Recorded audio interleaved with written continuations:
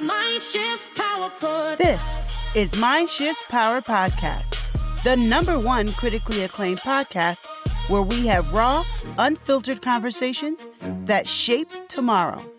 I'm your host, Fatima Bey, the MindShifter. And welcome, everyone. Today we have with us Angela Calzone, and she is out of New Jersey in the USA. She is the president and CEO of Inroads for Opportunities. And we're going to talk at length about that today. How are you today, Angela? I'm very good. How are you? I'm great. So tell us, what is Inroads for Opportunities? So, Inroads is located, as you said, in New Jersey, and we are a nonprofit organization, been around for about 67 years, and we support individuals with disabilities to achieve their most success and live their best lives, whether it is through work, whether it is through life enrichment and socializing, whether it's through mental health supports. We are here for ages 14 and up, right through retirement, and we meet them where they are, and we are here in terms of training and vocational services. We just, we want people to live their best lives. So what kind of people do you help again? We help individuals with intellectual and developmental disabilities. We also assist people who have mental health challenges. So that could be anyone from those who have autism to Down syndrome to physical challenges like cerebral palsy, folks that are schizophrenic, who have bipolar disorder, other mental health challenges. We are an open campus. We are open minds. And if someone has a disability that they need support in terms of living their best lives, that's what we're here for. Oh, so you help those other people in society, right? Unfortunately, that's how it's viewed a lot of times, those people. But I'm here to tell you Right. that we are not those people. We are all people, and we are much a part of the community as anybody else. So what did you do before becoming the president and CEO of Inroads? I actually haven't worked for a nonprofit organization before. I actually worked as a serial entrepreneur. I have owned several different types of businesses. I worked in financial services and accounting firms and law firms and um, what I like to say is selling intangibles. And those are, doing a lot of marketing for services as opposed to products. So I always had my eye on all the things that I would learn in my volunteer life. I would try and apply the business acumen. Mm. I learned about marketing and advertising and organization development and human resources and technology. And, I had a wonderful, amazing career. In fact, at some point, I even opened up my own consultancy, which was an extraordinary experience. So I learned how to really help businesses be all that they can be, even businesses that needed to be turned around, that were facing, bankruptcy or challenges within their market. And every bit of knowledge and education and experience that I garnered, I knew at some point in my life was going to be used for a greater good. I just didn't think my entire career was going to be spent making rich people richer. I always had a volunteer life. I was involved with battered women, homeless, animal rights and advocacy. So I always had that part of me that was giving back and being there to support underserved or marginalized. Worked a lot in women's rights. So when I had my consultancy, I guess it was about 10 or 15 years ago, we would do things like strategic planning and workforce development training and leadership development. And my business partner at the time came from social services. I didn't have any exposure to that. Mm. So I took a lot of our for-profit clients and I worked with them, and he worked with a number of the nonprofit clients that we had. And there was a day that he couldn't make an appointment because he was sick. So he sent me to this place in Roselle, New Jersey, and I was going to be meeting with their leadership team. And have you ever walked into a place and you've never been there before, but it felt so much like home? And it felt Mm. like I was going to have a relationship with this place or these people or something for the rest of my life. Well, over the next 10 to 12 years, I did. I saw the transition of two different CEOs here. I helped them change the name from the Occupational Center of Union County to Inroads to Opportunities. I was here for every strategic plan. I served on the board for a short time. This place became my second home in a lot of ways. It just Wow. felt so right being here. Um, and then I was speaking with the previous CEO. She talked about her pending retirement and that this position was going to be open. And there wasn't a thought in anybody's mind, including mine, that it should be anybody else but me. We made that transition. It was like I was always meant to be here. And so here I am. And God willing, I will see out the rest of my career here. And I'm home. I'm finally home. So I'm going to extract some certain points from the story that you just gave. So you started off very successful in what I would just in general terms, call corporate America, Hmm. and for that's just an easier term for everyone to understand. But then you found that you had some transferable skills with a Right. passion that you didn't know you had until you encountered it. Would that be a correct way to describe it? Most definitely. And the reason I say it that way is because this shows for teens. Many teens out there think that they have to have it. They have to go at one thing. And sometimes the adults are teaching them that. So they think that they have to Right. get it right and just do one thing for the rest of your life. And that is almost never true. And sometimes you find your passion, by accident or not even on purpose or just walking into it. And you realize, oh my God, I Right. actually really enjoy this. And there's so many skills that are transferable because everything you just said you were doing, you're actually doing now, just in a very different way. Um, Right.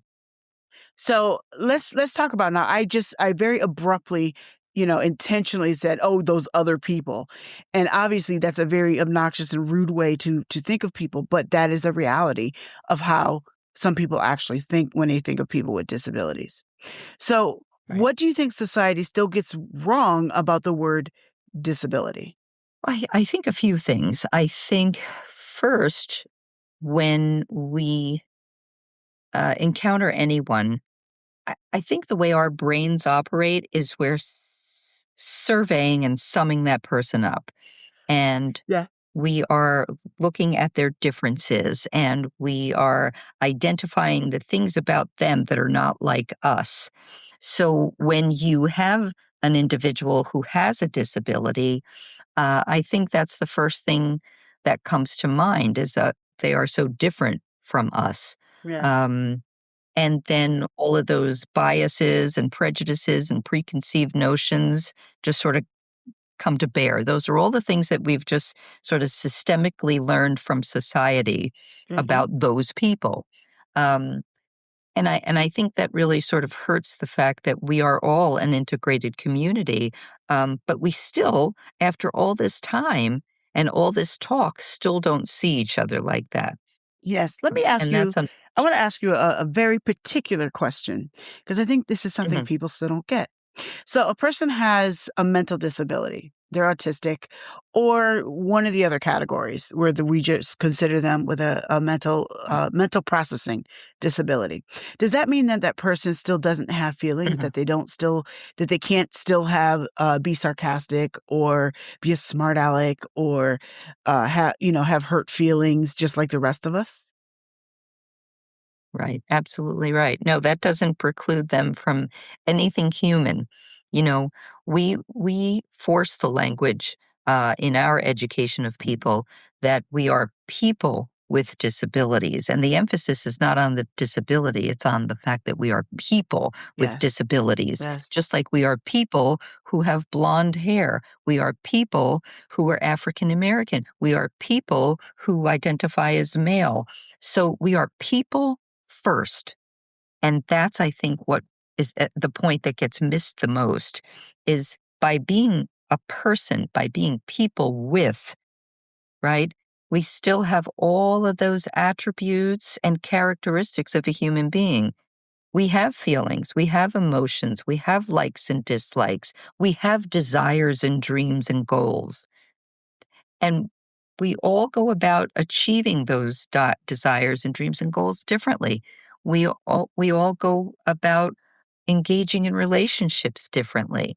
So we really have to do a better job of not tolerating each other. It's not about tolerance. It's really about embracing each other.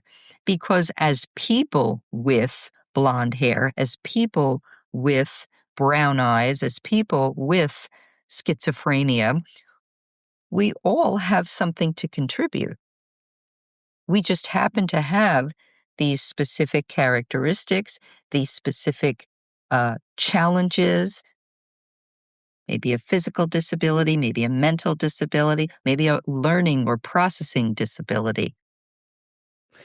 But Yes. the truth of the matter is, the way we're composed as human beings, we're not perfect in every way. So all of us have something that we've got to overcome. Yep. All of us Yep. have some kind of a challenge Hmm. that we need to, you know, hone that skill or, you know, just do a better job at the way we express our emotions. So everybody has something. I think when we start to recognize that, we can we can kind of let that arm's length, those people mentality finally be put to rest. Yes, and I completely agree. I'm going to tell just a small little story here um that really just goes with this.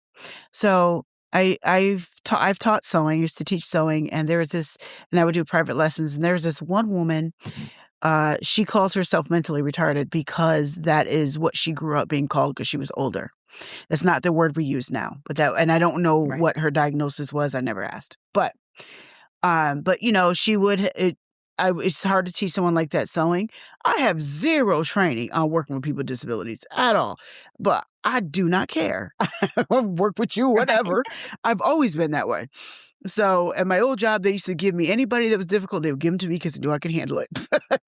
So this woman was, you'd have to repeat yourself a lot, and I would just slow it down. The same thing I do with anybody, whether they have disability or not. I figure out how you think and I work with that. And the thing is, this woman I liked her because she was spunky, spicy, and she had attitude. And see, what most people would do is I would address her attitude and I would call her out on her BS as well. Because I'm like, now Hmm. you have a mental disability as far as slower to process certain things, but you know what you're doing, girl. So, and I would, and she would be sarcastic and stuff, and that's what kind of was her sense of humor, and I like that about Hmm. her because she didn't allow that to stop her from having a personality, and I Right. hate that. I can't stand it that once people have the term disability labeled to them or attached to them, oh, now that means that they don't have a personality, they don't have dreams, they don't have goals, they're just a person who's existing and breathing, and that's never true. Right. They're still just as human as the rest of us. They may process Right. things differently because of stuff going on in their brains. But that doesn't make them any less than the rest of us when it comes to everything else. And I'm off my soapbox. I just wanted to add that. So, That's great. because I But to know, your point, though, that's the best teachers and the best trainers, right? And the best facilitators and mentors and coaches meet you where you are. mhm, And absolutely. really, that's what we do. That's what we do at Inroads. We meet you where you are. We talk about your life goals.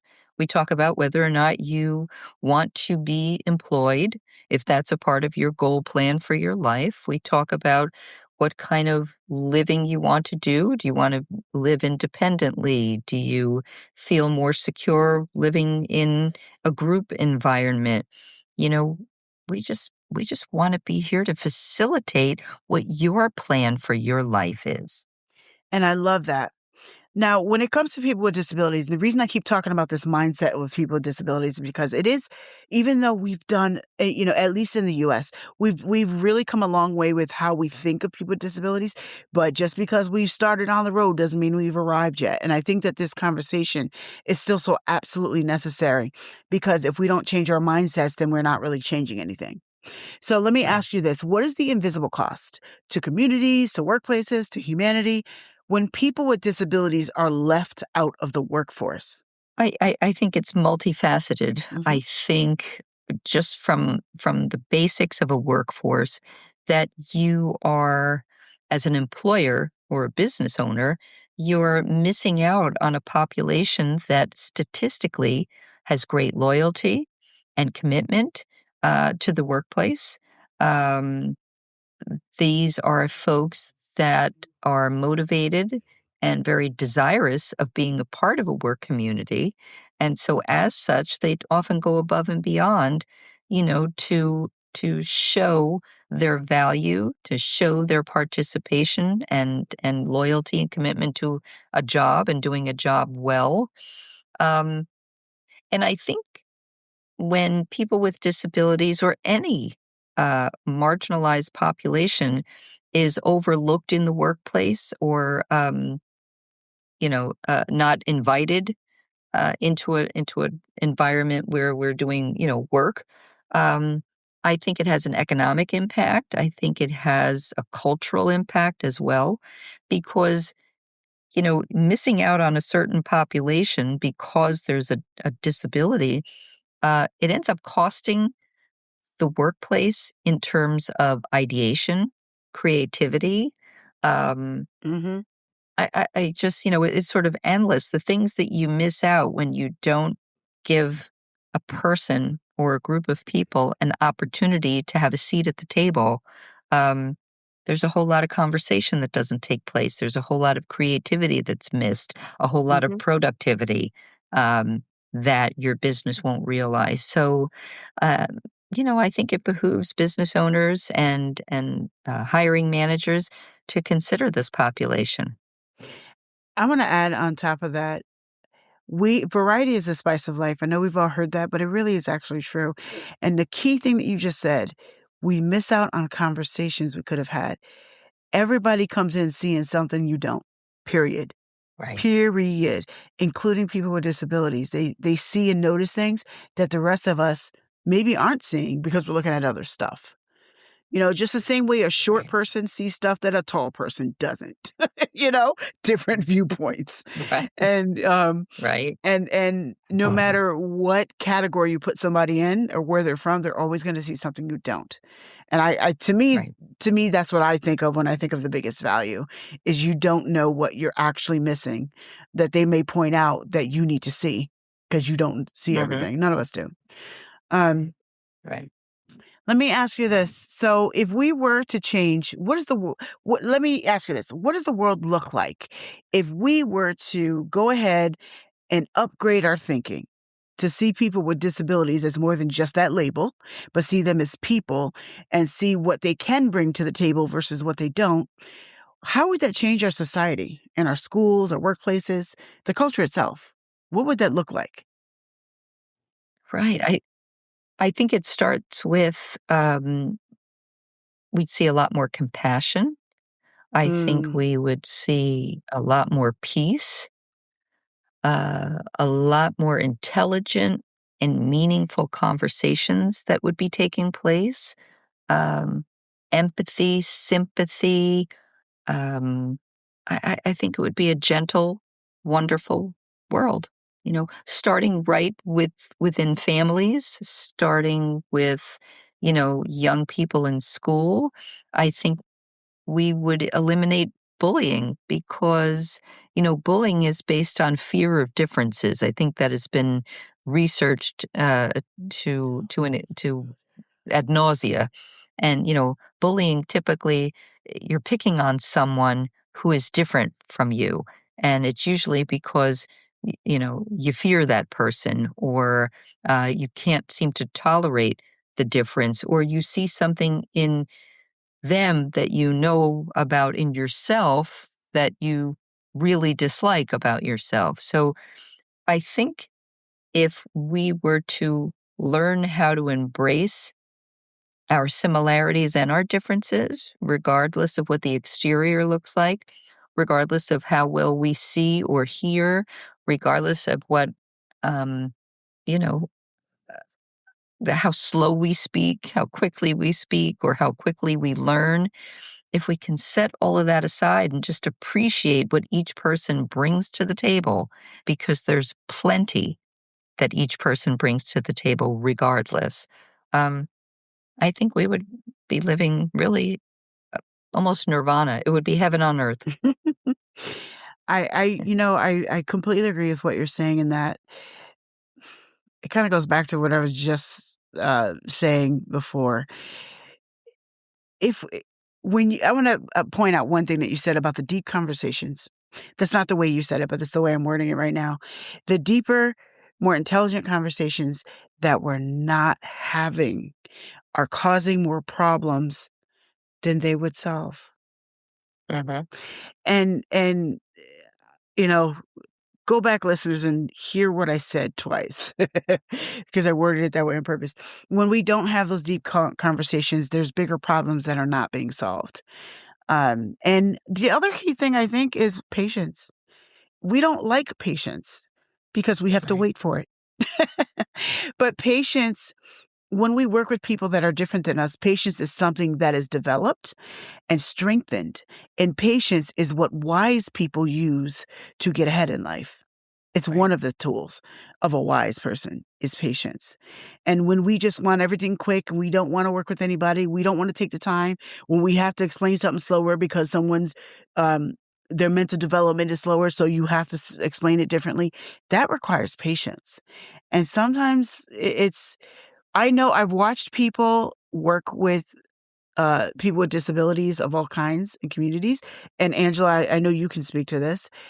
I think one of the key things that I see amongst all of them is patience. Am I right? Mhm. Absolutely. Absolutely. And it's interesting because when you work with individuals with disabilities, and to your point, you may have to break something that you're teaching them down into very Mhm. bite-sized pieces, or maybe you have to use pictures and drawings because of their inability to learn how to read. um, I think as we learn patience with others, we learn patience with ourselves too. Yes. Key thing, Angela. You are so right, and that was very deep statement. You're 1,000% right. That's the biggest thing that we can get out of working with people that are different than us. And this goes beyond just people with disabilities, actually. It Right. requires patience to work with someone who is from Russia and has a different cultural mindset when it comes to dealing with work situations or Right. Vietnam or whatever. I've actually done that. I've actually done all of that. Mhm. And you have to have a certain type of patience in order to take the time to try to understand people versus you don't fit into this box that I want right now, so get out my face, which is sometimes the Yeah. attitude that people have. It's wrong, but it's reality. But Right. when you're right, and that patience with ourself, oh my God, does that have gigantic implications in our personal lives when we Mhm. get to the Mhm. point where we can be patient with others and then we learn how to be patient with ourselves. Because sometimes Right. people don't realize that's part of the problem is that you're impatient with yourself. Um, Mhm. that was a deep statement, and I want your listeners to really think about what she just said with that. So Angela, what advice do you have? Because this is an international podcast for youth. What advice do you have for all of the youth in the world today? I think I would advise young people to be mindful. And we throw that word around a lot, and I Hmm. don't know that everybody really understands what it means. It means sometimes to just sit quiet. It means sometimes not to be addicted to the next big thing, the next trend, the next whatever's on TikTok. And it's sometimes it just, you know, I'm a lot older. And in the 1970s, we used to say, uh, turn off and tune in. And what that basically means is just take a step away from everything and be alone with your thoughts. And you'd be surprised how well you connect to the rest of the world when you're just quiet for a moment. And when you're quiet for a moment and your computer's not running and your eyes aren't looking at all of these quick flicks and reels and things like that, you're listening. Your mouth isn't going. Your eyes aren't distracted. There isn't noise all around you. It's peaceful. It's quiet. Be mindful and listen. You're absolutely right. Unfortunately, I think sometimes that's the very thing that many of them are scared of. And not just our youth. Right, right. But you're 100% right. Being mindful is the true meaning of mindful, not the way people throw it around. Because the true meaning mindful is what you just said. And yeah, that's so important. So I love what you do. You could probably hear my passion in some of it. But how can people support you? Well, the best way is to visit our website, which is inroads2.org, and you will see all of the programs and services we provide. There's a ton of great photographs of all the activities and events that we have. And of course, as a nonprofit, we rely on donations. There is a donate button, and you can support us in any way possible. We certainly appreciate that. And the link will be in the description. Now, for everyone listening, Angela won't say this, but I'm going to say it for her because we've had a lot of conversation off air. And this woman is genuine. She's really genuine in what she's doing. She's not just doing it because she needs a paycheck. She really genuinely cares about the people that she watches over. I've watched her interact with her staff. She actually cares about people and not just has a title. So if you can, and when I see that, I respect it because it's not as common as it should be. So I'm asking all of you listeners if you could please go to Inroads2.org and support because I want to leave you with this MindShift audience. If there was a group like this, what if it was your brother or sister? Would you want to support it? Thank you, Angela. Thank you, Fatima. Thank you. And now for a mind-shifting moment. I want to take a moment to focus on one of the underlying principles throughout this entire episode. And that is, how do you treat people who are different than you? This goes way beyond a conversation about people with disabilities. People with disabilities are different than you. So are people who are Black and you're white. So are people who are Chinese and you're Ukrainian. Whatever the differences are. Let me ask you this. Is their difference their entire definition? Is that all that they are? You're Black and they're white. Is that all they are as Black? You're Chinese and they're Japanese. Is that all they are as Japanese?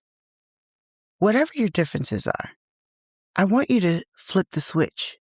And next time you see someone who's drastically different than you, I want you to look for the commonalities.